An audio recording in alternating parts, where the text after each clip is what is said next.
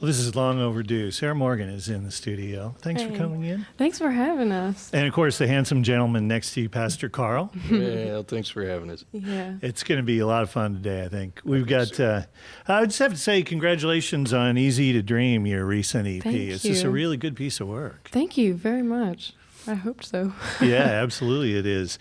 You're going to be pretty busy. There's a lot of stuff going on, and the one that I think would just scare me to death is you're going to sing the national anthem at the Royals game tomorrow night. Oh my gosh, yeah, that one is scary. So, there'll only be 40,000 people there. No big deal. Yeah, no big deal at all. No, It's pretty exciting. They're rushing to the finish line right now. Yeah, I'm like, oh, this could be the second game, and I'm going to sing at it. Cool. Yeah, There's only 2 left. They only need 2, so. Yeah. And, of course, after you sing the national anthem on Friday night, Plaza Art Fair on Saturday, and that's a guaranteed huge crowd and a lot of folks. And then, of course, we're particularly excited about Knuckleheads on Sunday for Bridge Bands and Brews. That's going to be a lot of fun. So, one of the things that we should also mention, of course, is that you're going to be at the Gospel Lounge on October 3rd, and that's pretty much where everything started for you. It really was. And it's been, I played my first concert ever 2 years ago in the Gospel Lounge. So thank you, Frank Hicks and Carl, for having me in there, this girl that no one knew. But yeah, I met Frank about 2 weeks before that, and someone said, you should give this girl a show. And I didn't expect him to do that. He didn't know me, and he opened up a calendar. He goes, here you go. And I was like, how am I supposed to do that? I was really nervous, but it was the start of a great thing for me here in Kansas City, and I'm really, really happy about that place. I love it. We should point out that Pastor Carl is Carl Butler of Carl Butler's Gospel Lounge. Yes, he is. 7:30 every Wednesday night over at Wednesday. Knuckleheads. So Yes, sir. integral part of the community. Thank you.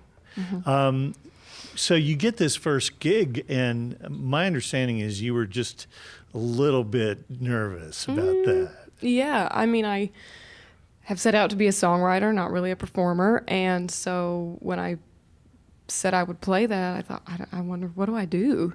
So my guitar player from Arkansas, I was living in Arkansas at the time. He came up and we just played this acoustic show back there one night. So when you started off doing that, I'm assuming that after it started, you kind of settled in a little bit. How'd the crowd respond? It was great. That was probably, when I think back on all the shows I've played at Knuckleheads, that's probably my favorite one, because it's mostly blues out there, and some rock music, but country music, like the kind of stuff that I was doing, they're honky-tonk, they are, but it's a much more classic, traditional thing that's played out there, and so I didn't know how anyone was going to respond to me. But halfway through it was all standing room, and people were so nice to us. So just these 2 people from Arkansas. So the repeat performance in the Gospel Lounge coming up on October 3rd, and of course the Knuckleheads Bridge Bands and Brews thing on Sunday. We'd love to hear a song if we could. Yeah.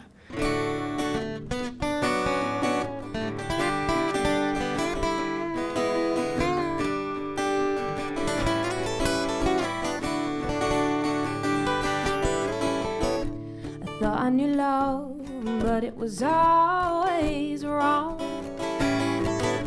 It seemed like I would always be singing the same old sad, old lonely song. Looking back, I should've known that he knows better than I do. But thank God that he made me wait for you. 'Cause I would've settled for the first one who came along. 'Cause don't nobody out there ever really wanna be alone. But he knew I would have ended up singing the blues. But thank God that he made me wait for you.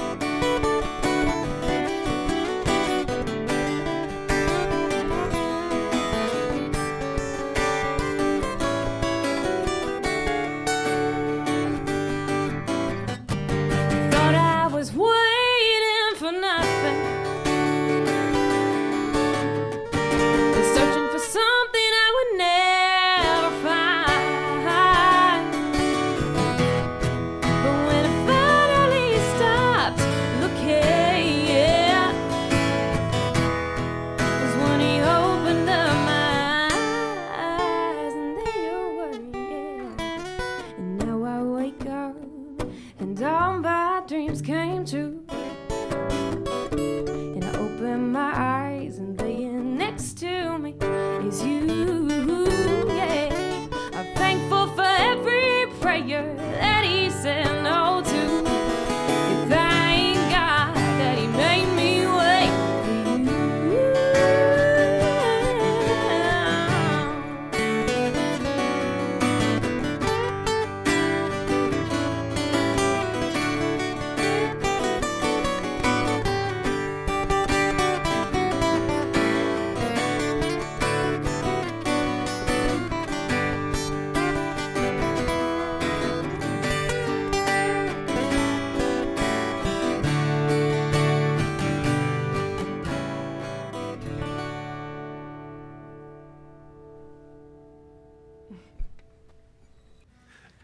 Very nice. Thank you. Sara Morgan and Carl Butler, Pastor Carl, here in the bridge and getting ready for Royals game tomorrow night, Plaza Art Fair on Saturday, Knuckleheads on Sunday for Bridge Bands and Brews, and then October 3rd in a return appearance where it all started at the Gospel Lounge. You know, I just think in a way you got kind of a perfect bio for a country artist, you know, farm girl, 8 kids, you know, Yeah. small town Arkansas. Yeah. That's my life. I mean, I grew up, the cotton field was my backyard, so I don't know. Maybe. Yeah. So what do the other 7 think about what you're doing? Oh my goodness. At first they were like, oh, whatever. You know, they just kind of rolled their eyes. And it's been the last year where they're like, oh, I guess she's going to do this. And so my sisters regularly come out and help sell merch. And my brother is one of my little roadies. He's not little. He's 14, but he's huge. Like he's like 6'4", and so he carries all the amps and guitars and all that stuff. So they've gotten pretty involved, and I'm really lucky to have them because they make it so much easier to do this.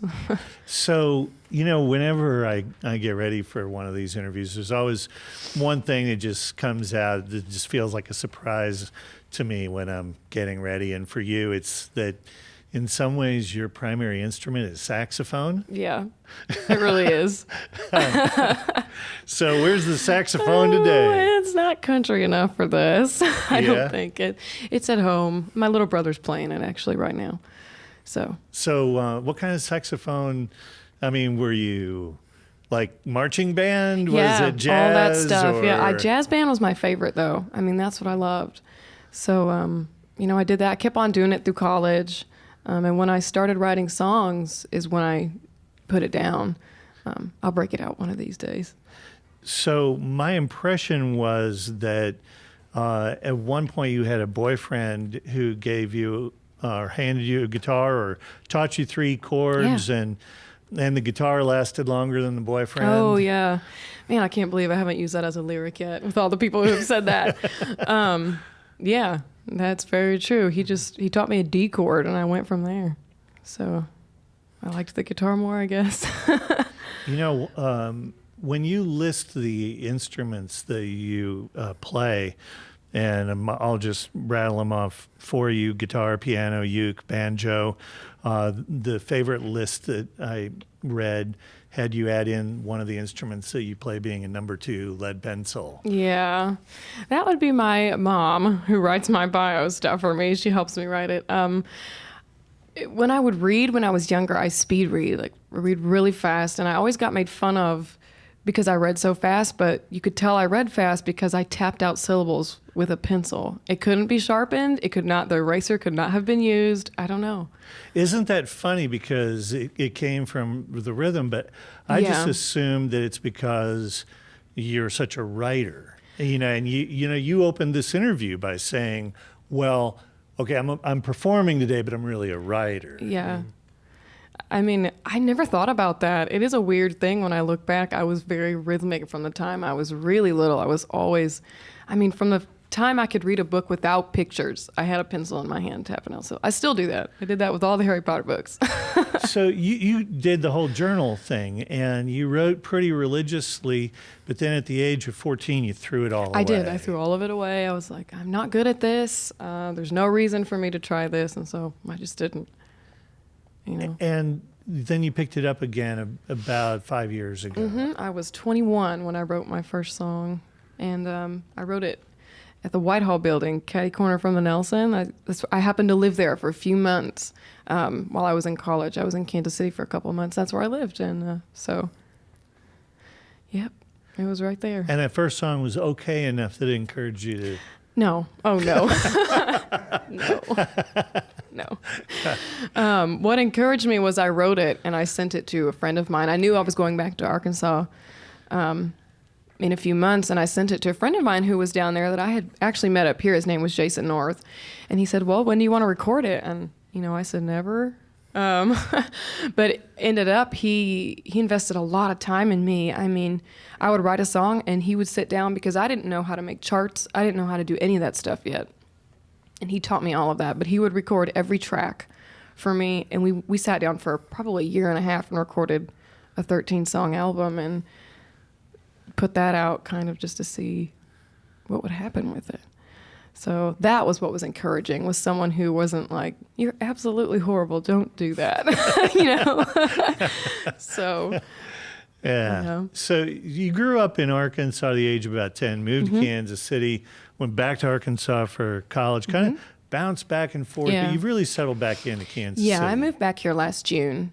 And came it's back. music community? I mean, the music community is great. 2 months ago, I quit my job and this is what I do now. Wow. So, and I don't think I could do that in any other city other than Kansas City right now with the way the music business is. Yeah, and if you think if you go to Nashville, every cab driver has a whole portfolio of songs that they do. That they'll take their hands off the wheel while they're going down the road to play them for you, probably. Probably. So, I mean, I've gone to Nashville twice, but I don't know. I really like Kansas City. The people have been so welcoming, especially when country music isn't the primary thing locally here.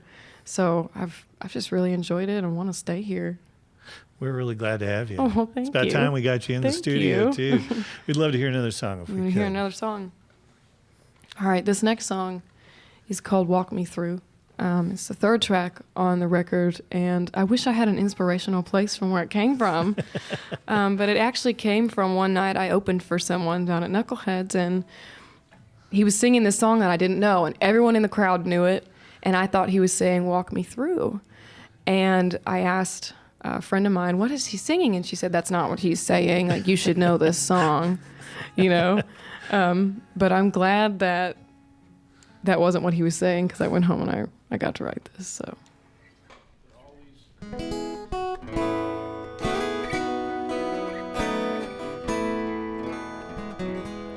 Well, turns out I built my house on the sand, and now the winds are blowing in, and I can't keep these four walls standing. Yeah, the tide is always highest on my lowest day, and I just wanna run, but I need to stay.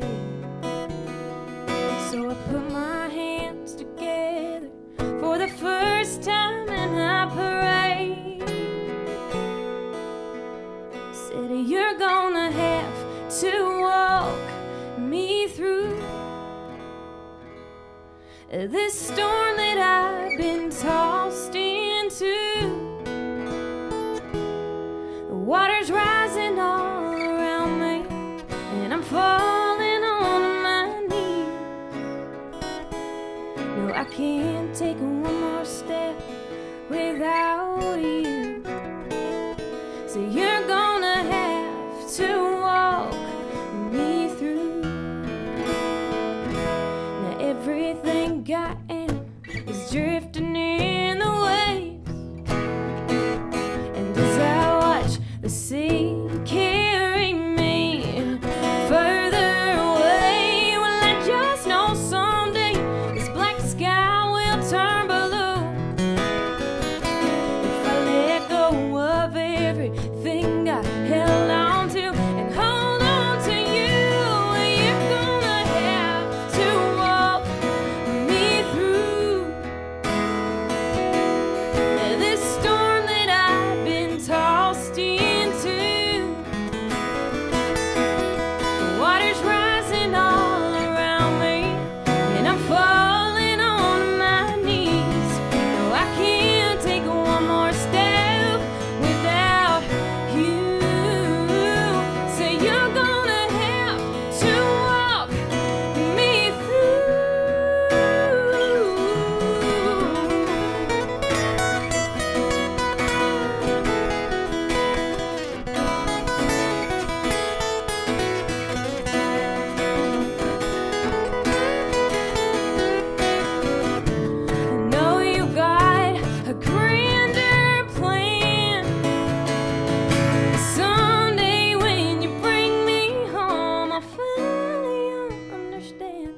but you're gonna have to walk me through these gates that I've been brought to. 'Cause I can hear the angels sing, and I can't get off of my knees. No, I can't take one more step without you. If I'm gonna spend forever with you, then you're gonna have to walk me through.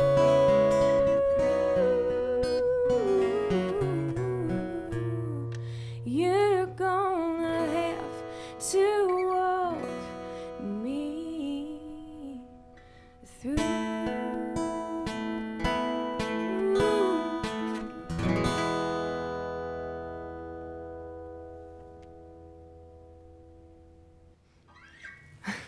Absolutely lovely. Thank you. Sara Morgan and Carl Butler, Pastor Carl, in the studio.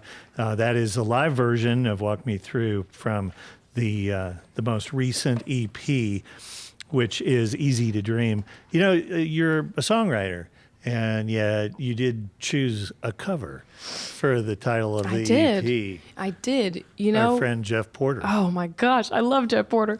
I have written a lot of music. I have a lot of songs. And when I was going through this, I had concepts of, you know, the Grand Ole Opry and all these different things. And I thought, you know, Kansas City's made it really easy for me to dream about these things. Whether I ever get to do it or not, they've made it easy for me to think I can someday, you know. And so I was on the phone with Jeff one night, and he said, you know, if you need a song for your record, you can have any of mine. And so I said, okay. And I went looking through his stuff, and 15 Miles is a great CD. And I picked out Easy to Dream. I said, this is great. I want to cut this. And so we got into it, and I thought, this is a great title. I think this would be a great title for this. And so, yeah, that's kind of what happened. I really wanted to showcase Kansas City on this. I mean, we cut it all here. I love Jeff, and I thought people should hear the song, and, you know, Carl played on it, Jeff played on it. Yeah. It was a Kansas City album. So Cut it over Chapman. yes, we did. What was that experience like? It was great. We had a great time. George Hunt was my engineer, and we had so much fun. I mean, I practically lived over there for a few months, you know. So I absolutely loved it. You know, it's so funny. You've chosen Kansas City quite consciously, it seems. And yet you do have that love. I mean, one of your goals is to someday play the Grand Ole Opry. Yes. And going to Nashville for the first time was, you know, a goal. And then when you did it, it was like, well, it sounds more like a movie than it does real life. It felt right? like one. I did not feel like it was real life. I've actually been 2 times. And the first time I went, someone was cutting 2 of my songs, and they called and said, will you come in the studio? And I said, absolutely. So I went down there and got to watch this 7-piece band in like these studios I've seen on TV play my songs. You know, I just cried the whole time. But I ate Checkers twice and was only in a studio, so I didn't see Nashville. So I don't really count that as being the first time I went. Right. But the first time I went, I mean, my flight was canceled. I was having a tough time getting a ticket out, and I was afraid I was going to miss the AMAs that night. But before I even got on the plane, like, I sat next to the Gatlin Brothers band in the airport in Kansas City and talked to them for a while, and then got off the flight, and 45 minutes later walking into the Ryman, where I'm already really like, Opry, you know, shook hands with Loretta Lynn, and Vince Gill was sitting right there, and I stuck my hand out with Loretta, and I said, you're why I write songs. And I started crying, and I walked away. Yeah. So it was really funny. She goes, oh. Yeah. Well, you know, she's kind of a spitfire, but you gotta know that there's a heart in there. So I'm sure it Absolutely. was really meaningful. So then she played Kansas City not too long after She that. did. And you did a little set before the show over at the industry I bar. did. And you ended up on her tour I bus. did. I'm so totally jealous. I did. Her son came over, and a friend of mine named Matt Stevens, he had made a piece of art for her as well. And he said, do you guys want to go meet my mom? And I said, yes. Again, yes, please. And so he said, well, do you want to meet her backstage or do you want to meet her on the bus? And I said, it's up to her, whatever she wants to do. And he came back and she says, come on the bus. So we ended up on her tour bus and got to just sit across from her in her little kitchen area and talk. I don't mean to pry, but I mean, that had to be I just think it's really hard to talk to a legend. They don't, it's like, is this a human being? How do I relate to this person? And she totally was. She was so normal. And she has people who handle that kind of thing for her, though. When there's someone talking to her and they have to move on, they let her know, you have to get off the bus. We got to go. And so while we were up there, I think she would have just talked all night because she just kept talking. And we were talking about awards shows and just country music and what she likes and what she doesn't like and all kinds of stuff. I mean, she was definitely a spitfire, that's for sure. That's particularly meaningful to you because I get the impression that it's sort of that era of country music that you have the highest regard for. I mean, that's what I was raised on, and that's what I love, is that sound. I like the honesty that came from people like Loretta Lynn and Dolly Parton. It wasn't manufactured. It was, this is my life, and somehow they were able to relate to just an infinite number of people by writing about their life. And I think that kind of honesty is what I appreciate in a song and what I hope to put out in my music. And yet there's sort of a 2015 to what you're doing. Yeah, it's not all, a waltz. There's one or two, but that's not all of it. Yeah, I mean, I would like to keep that sound in my music, though. I love that era, 60s, 70s, 80s. Yeah. Even the 90s. Well, we love what you and Pastor Carl are doing here today. Thank Sara you. Morgan in the studio. New EP is Easy to Dream. Royals National Anthem tomorrow night. Plaza Art Fair Saturday. Knuckleheads, Bridge Bands, and Brews on Sunday. Brews could be important. You're probably going to need a drink by then. You know what? You're probably right. And then, of course, the return to the Gospel Lounge on October 3rd. We'd love to hear one more song. You want to hear one more? All right. Well, we will. We'll talk about the Grand Ole Opry then.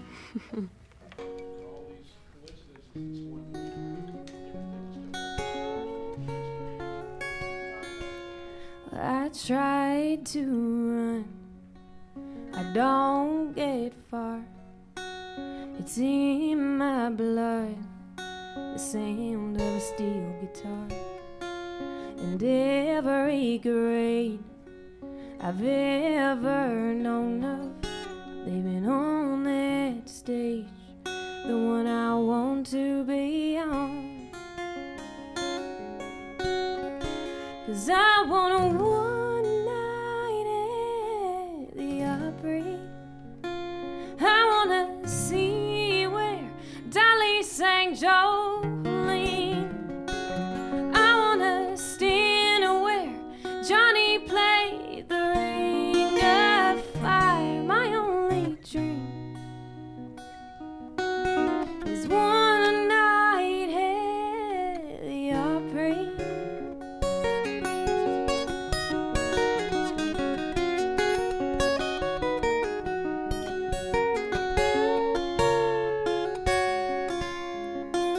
I may come from nothing, but that don't mean that's what I am. And it may take a while, but I know where I'm gonna stand. Yeah, walking that old circle, it's all I dream about. Yeah, picking up that microphone with everyone around. I want one night at the Opry. I wanna see where Dolly sang Jolene. I wanna stand where Johnny played the Ring of Fire. My only dream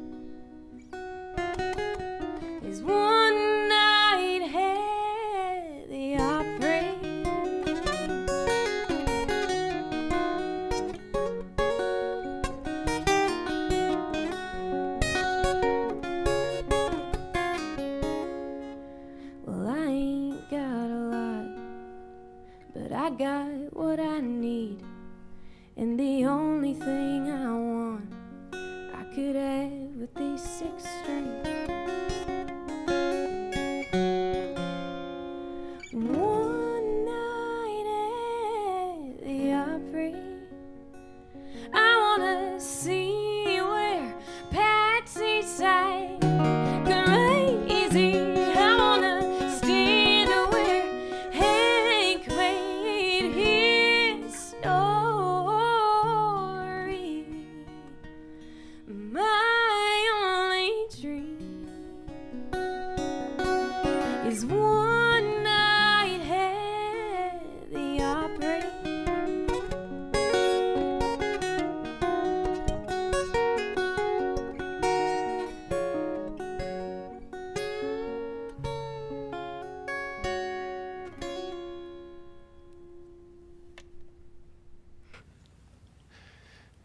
That was absolutely great. Thank you. That was just great.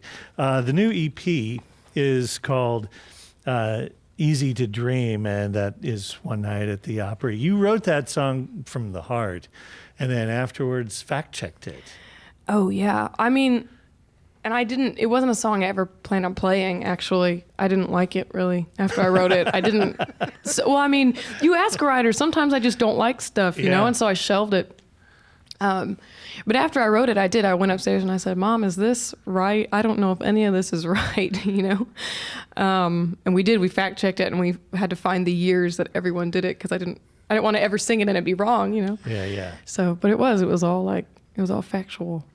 Well, this has been absolutely lovely. Sara Morgan in the studio, ably accompanied by Carl Butler, Pastor Carl from Carl Butler's Gospel Lounge, 7:30 Wednesday nights at Knuckleheads. And a really busy schedule this week. Royals National Anthem tomorrow, Plaza Art Fair on Saturday, Knuckleheads, Bridge, Bands, and Brews. We have Easy to Dream out at the merch table. Mm-hmm. All right, sounds good. So you can pick up that EP there. And then October 3rd, the return to the Gospel Lounge, where it all started, at least in terms of the public, for Sara Morgan. Thanks so much for coming in. Well, thanks for having us. Thank you so much. Appreciate it. Sara Morgan, Pastor Carl on the Bridge. Thanks.